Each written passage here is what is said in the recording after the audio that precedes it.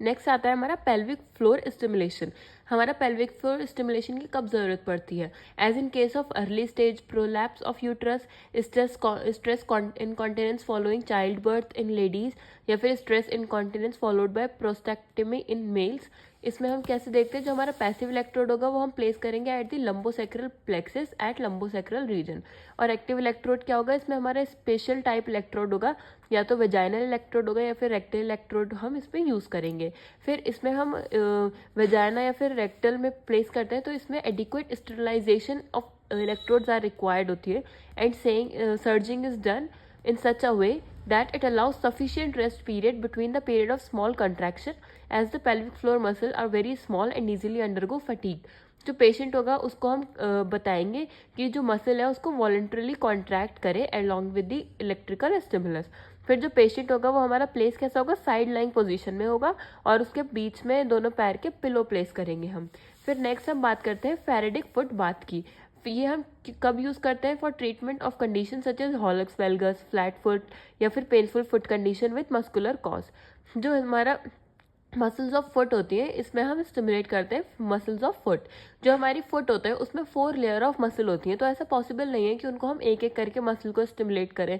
तो इस कंडीशन में हम फैराडिक फुट बाथ यूज़ करते हैं मसल्स को स्टिमुलेट करने के लिए फुट की। अब हम फुट बाथ ही क्यों यूज़ करते हैं, क्योंकि वाटर जो होता है वो हमारा परफेक्ट कांटेक्ट बनाता है विद टिश्यू, और ये हमारा रिड्यूस कर देता है नीड ऑफ पैड, और जो रेजिस्टेंस ऑफर्ड होता है बाय द स्किन ये भी हमारा कम हो जाता है ड्यू टू वाटर।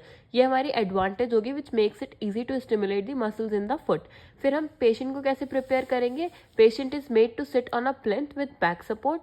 फिर हम पोर्सिलेन ट्रे का प्लेसमेंट देखेंगे जो कि हमारी पार्शली फिल होगी with warm water on the stool with a plastic cover. Patient का फुट जो होगा वो हम प्लेस करेंगे inside the tray containing water, and electrodes are arranged inside the tray for different purposes such as for lumbricals की बात करें तो हमारा पैसिव इलेक्ट्रोड होगा बिलो हील्स, और एक्टिव इलेक्ट्रोड होगा at the region of metatarsophalangeal joint.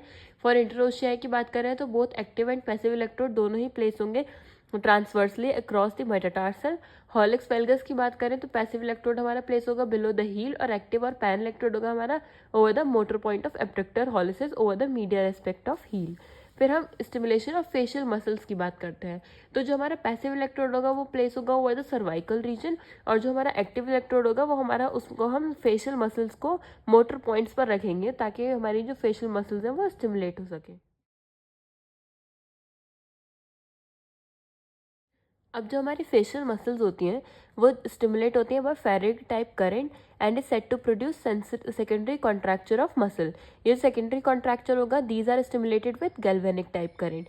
जो हमारी फेशियल मसल्स होती हैं it can also be stimulated in groups. Groups में कब स्टिमुलेट होंगी, जब हमारी कोई भी फेस पर स्वेलिंग होगी, तो जिससे क्या होगा, हमारा जो फेरेटिक करंट होगा वो स्प्रेड हो जाएगा स्वेलिंग की वजह से, तो उसको हम ग्रुप्स में भी स्टिमुलेट कर सकते हैं।